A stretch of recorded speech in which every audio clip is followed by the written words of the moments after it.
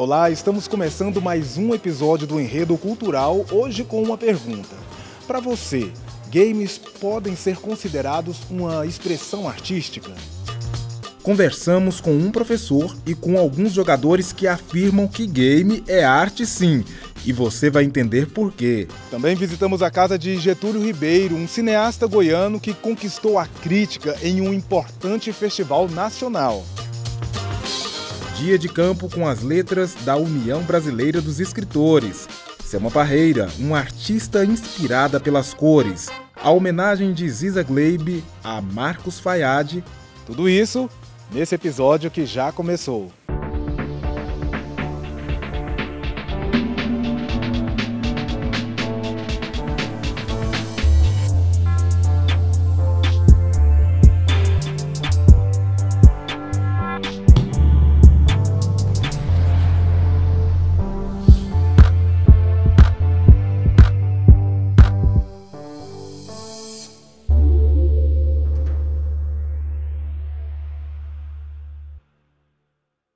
As vozes dos excluídos e renegados pela elite social passaram a ser ouvidas com o movimento da literatura marginal. Esse assunto foi pauta do Dia de Campo com as Letras, realizado pela União Brasileira dos Escritores em Goiás. Mas espera aí, tinha algo a mais nesse evento.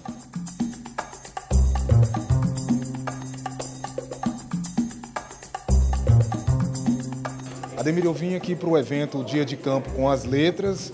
Chego aqui e encontro você com essa toalha e outras pessoas andando com toalhas aí no pescoço. Me explica o que é isso. É o seguinte, hoje, dia 25 de maio, é o Dia da Toalha. O que é isso, fundamentalmente? Primeiro, é uma homenagem à obra e à vida de Douglas Adams, o autor do Guia da Mochila das Galáxias.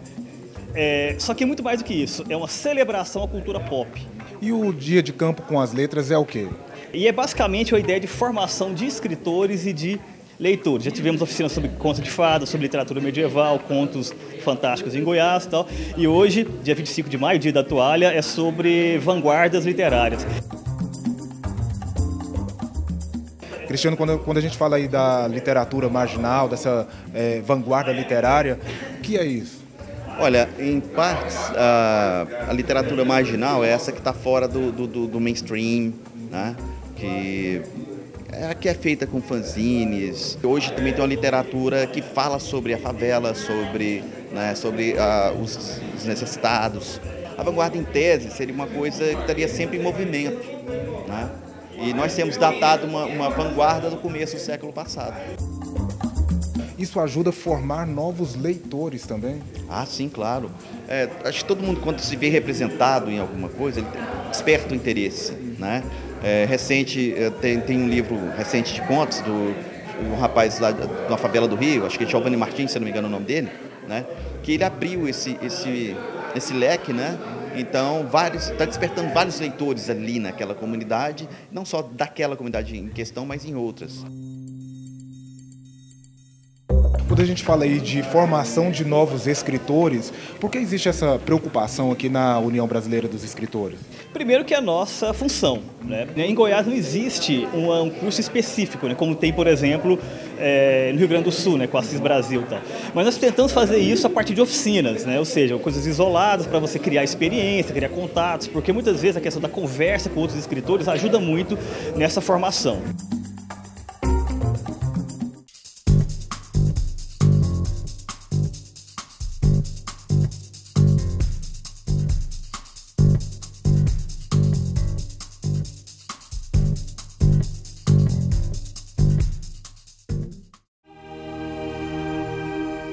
Este homem foi poeta, dramaturgo, ensaísta, romancista, encenador, ator e louco. A voz é de Marcos Fayad. Em cena, num monólogo, ele homenageou o francês Anthony Arthur, que viveu até 1948. Em 2019, Fayad também saiu de cena e agora é lembrado no Arte Filia.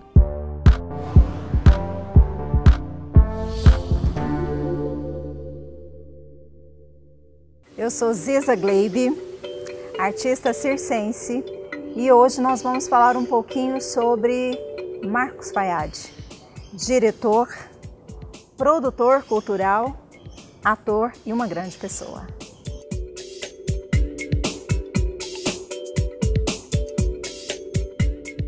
Marcos Fayad, ele veio para Goiânia a convite do governador Henrique Santilli em 88, depois dele e da esposa ter visto uma entrevista com a Leda Nagli, e ele comentou que era de Catalão, natural de Catalão, e o governador achou fantástico, né? Alguém na Globo ser natural de um município goiano. E nessas rodas de conversa, ele comentou que quando chegou a Goiânia, ele não queria um lugar, até a palavra dele foi asséptico. Ele não queria um lugar limpinho. Ele gostava de mexer com as pessoas, fazer com que elas pensassem, né? E ele queria um local insalubre. E aí, se eu não me engano, foi isso mesmo, Gilberto Correia falou para ele desse espaço que aqui estamos, né? E aí, Gustavo Veiga, outro cantor, é arquiteto, mas artista, fez todo esse trabalho maravilhoso e ele foi um idealizador, né? Ele fez desses reservatórios de água abandonados um espaço efervescente culturalmente, muito importante não só para a cultura do estado de Goiás, mas para o Brasil todo. Marcos Fayad era um provocador, né? Então a cultura goiana ganhou muito com o seu trabalho, os artistas também, nas suas montagens, né, levou o nome do estado de Goiás culturalmente com um excelente trabalho para fora. Ele foi para a Europa, Portugal, com o Martim Sererê, né, que deu o nome ao espaço. Eu estive com ele em Cerrado Celular, foram mais de 3 meses de apresentações. Teve Danhorê, a Gaiola de Avatsiu, Cara de Bronze, Cabaré Goiano, Puro Brasileiro, nossa, e tantos outros, né? São muitos.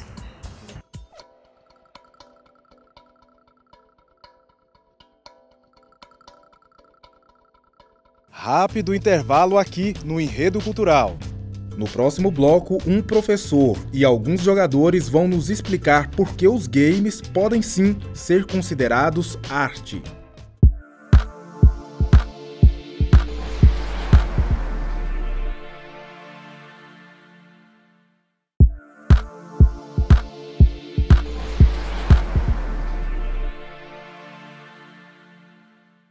Parece que 2019 é um ano para se sentir saudade da década de 90, não é? Novelas, música, moda, objetos retrô. Pois é, uma artista visual realizou uma pesquisa acadêmica e reuniu em um só lugar parte dessas memórias noventistas.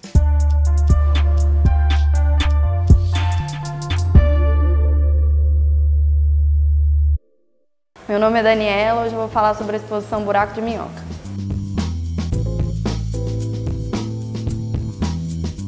Bom, essa exposição Buraco de Minhoca é desdobramento da minha pesquisa de mestrado aqui no Programa de Arte e Cultura Visual da FAV e é sobre as visualidades decadentes na moda na década de 90. Aqui o programa exatamente é Arte e Cultura Visual, justamente pensando que, embora a arte ela tenha um espaço separado, a cultura pop, o cinema, a música, tudo isso que está no nosso dia a dia o tempo inteiro, tem um papel muito importante na forma como tanto a gente absorve as coisas que estão acontecendo no dia a dia, como produz novos padrões de comportamento.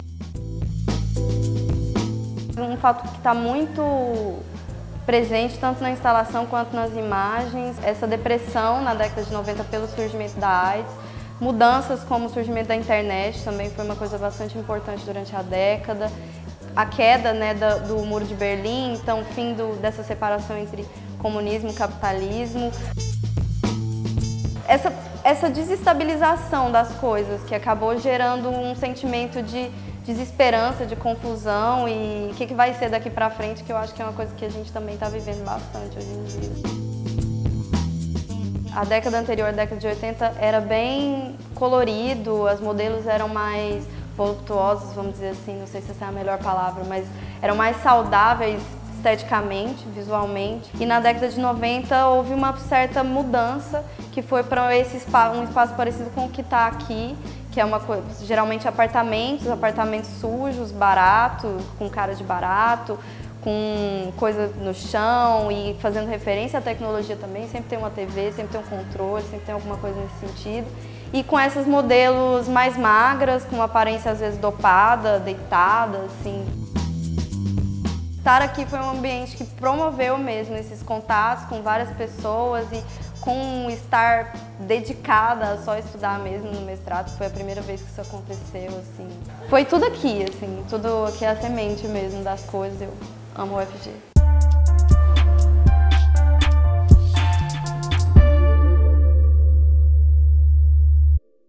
Literatura é arte. Desenho, animação também. O cinema, com seus roteiros e diferentes narrativas, é conhecido como a sétima arte. E uma mídia que reúne todas essas características pode ou não pode ser considerada uma obra de arte?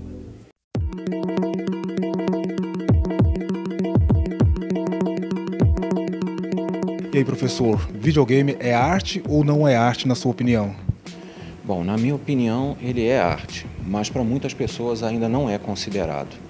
Eu acho que a melhor alternativa para a gente chegar a esse conceito de arte é avaliar os componentes dos jogos, né? Mas quando se fala em game, não é preciso ter uma tela 4K com dezenas de polegadas, nem joysticks ou teclados de última geração. Isso aqui é o que talvez deu origem ao que a gente tem hoje, até com realidade aumentada. Sem dúvida alguma, né? A questão de jogar surgiu muito antes, né, do videogame, que hoje é o sinônimo de game, né? Mas essa questão do que é arte, o que não é arte, às vezes as pessoas elas podem chiar um pouco. Mas se você for olhar, principalmente o RPG, que é o que a gente mais faz aqui no Elysium, ele é um jogo onde existe interpretação. A própria tradução literal, né, de RPG é Role Playing Game, é o jogo de interpretação de papéis. Eduardo, a gente falando aí de RPG, dos board games, esse jogo ele surge a partir de quê? Olha, nos anos 70, teve um pessoal que eles estavam jogando board game, ou seja, um jogo com miniaturas, com tabuleiro, e de repente existia a invasão de um castelo, essa é uma lenda, né, que se conta, assim, e daí eles pensaram, tá, mas e se em vez da gente tentar entrar com o exército, a gente tivesse um grupo pequeno que achasse às vezes um túnel ou fizesse uma outra missão? Então eles criaram uma narrativa para um jogo que era um jogo de estratégia. Então eu acho que isso que aproxima o RPG de arte, né? Aproxima ele da literatura, por exemplo. Então, nós temos basicamente elementos narrativos, né? Quando vários jogos contam uma história, e isso tem relação com a literatura, por exemplo, e com o próprio cinema, né? E você tem elementos estéticos, tal como o cinema também, né? Que são as ilustrações, 2D ou 3D, né? E a trilha sonora. Então são uma série de elementos que têm já um viés artístico e que fazem parte do universo dos jogos, né? Uma vez que esses meios, essas mídias, em vários aspectos são consideradas obras de arte, eu vejo que o jogo ele tem muito potencial para, nos próximos anos, virar um consenso como sendo mais uma manifestação artística.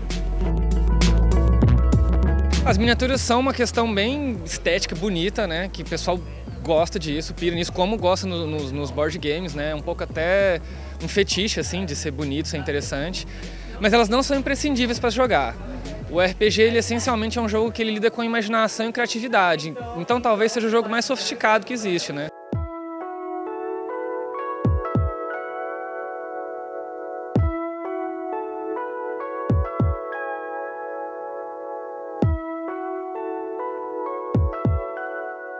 Olha só, essa aqui é a Vermelha. Essa cachorrinha, ela deu nome para um filme que foi gravado em Goiânia, no setor sudoeste, na casa do diretor, com o pai, com a mãe, com a irmã, com o vizinho. O filme foi exibido no Festival de Tiradentes, um importante festival de cinema, e foi considerado pela crítica especializada talvez um dos melhores filmes dos últimos tempos produzidos aqui no Brasil. Esse é o assunto do próximo bloco. Voltamos já.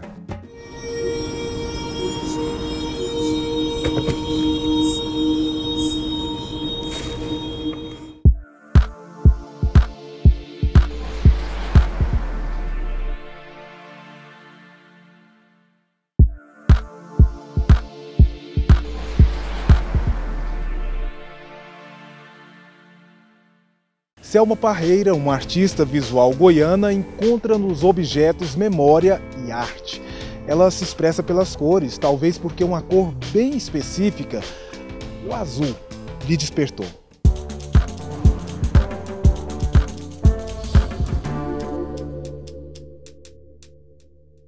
Sou Selma Parreira, né? Sou artista visual desde os anos 80 e professora de artes também, então pesquisadora, né, em artes.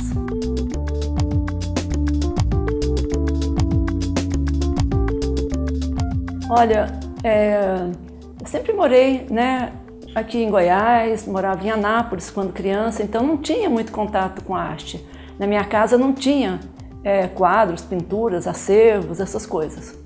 E eu conheci uma coisa que fiquei impactante, assim, que eu considero o primeiro contato, foi através de um livro. Eu penso que eu tinha 4, 5 anos, não sabia ler ainda, não tinha sido alfabetizada.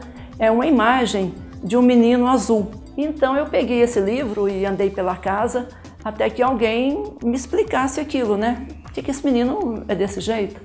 E aí foi que alguém me respondeu, não, isso é uma pintura.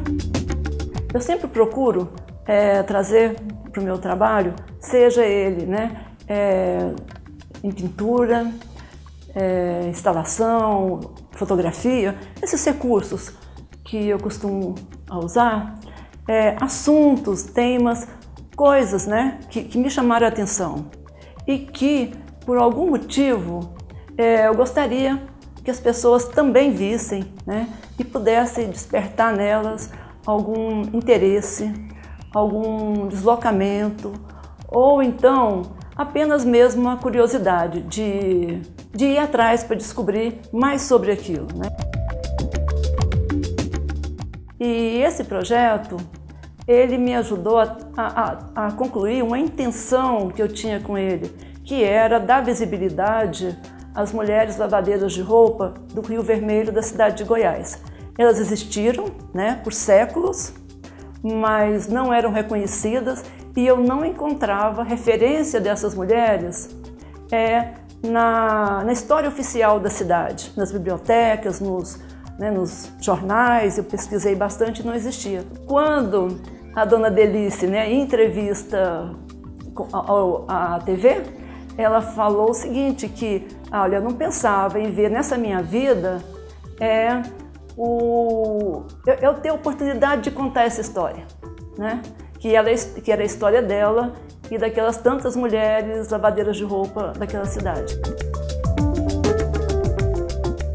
E aí a gente vai meio que fazendo uma ponte entre as coisas, né? Aquela coisa da cor que me seduziu, lá naquela impressão, né? Mas era azul.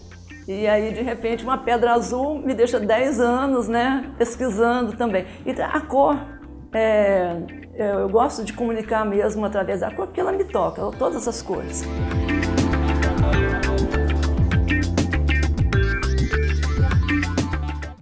Um pai, uma mãe, uma irmã, um vizinho e uma pequena cachorra chamada Vermelha, que deu nome ao filme, de onde todos estes fizeram parte do elenco. Getúlio, o filho, irmão, vizinho, foi o diretor deste longa goiano que estreou ganhando prêmios e elogios nacionais. Getúlio, o filme foi gravado boa parte aqui, na sua casa e com a sua família. Essa história, Vermelha, ela nasceu quando? Nasceu como? O estalo para a história mesmo aconteceu quando eu estava lá em Silvânia, gravando um filme lá, estava trabalhando no longa. E aí bateu uma saudade de casa, e aí eu tinha associado isso a imagem de uma raiz que eu tinha visto lá.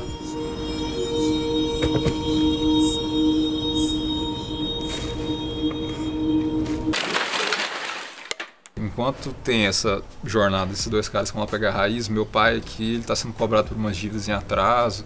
Tem também uma narrativa paralela que é minha mãe com minha irmã. Você já ouviu falar em quiromancia? Já ouvi falar, mas não entendo nada. É a arte cigana de Léo Mãos. Como foi essa experiência para vocês? Olha, para mim foi enriquecedor em termos de convivência com a família, em outros termos, né? Pra mim, foi uma brincadeira. O gaúcho chegou em casa, o Getúlio quer fazer uma filmagem com você, fazer uma cena. Pra mim foi uma brincadeira. E foi uma experiência muito boa. O senhor é o pai de Getúlio, a Diva é mãe do Getúlio. Quando ele falou assim, eu quero fazer cinema... A primeira coisa é que ele podia ser um advogado ou então um cirurgião médico, alguma coisa, né? Que eu pensei, pô, esse trem aí, será que dá certo? Mas aí eu pensei ao mesmo tempo assim, a mãe do Lula nem a mãe do Steven Spielberg sabia que ia ser na vida, né? Se esse filme não tivesse sido gravado aqui, nem com a sua família, ele poderia ter sido feito em qualquer outro lugar, num outro tempo? Não. É um filme que nasceu para ser dessa maneira. Sim, só existe por conta dessa galera que está aqui e por conta de tudo que já aconteceu aqui dentro também, de todo um histórico, que é muito isso, né, do íntimo, do caseiro. Essa é a matéria do filme mesmo. O ensaio era só volta e para fazer de novo, porque não tinha aquela coisa, como que fala? Um roteiro? Um roteiro. Aquilo ali ele gritava para nós e nós estávamos aqui fazendo o que ele pedia para fazer. Algumas cenas elas precisavam ser mais dirigidas e mais na risca, algum diálogo precisava ser mais pontual ali, outras precisavam ser decupadas. Mas no geral, o processo todo passava uma confiança em não se apegar a isso, né, do papel, do texto. Vermelha é a nossa cachorra. Soltei. Ela tá até aqui. Tá por aí. Ela é muito brava, você já ela solta que ela sai mordendo todo mundo.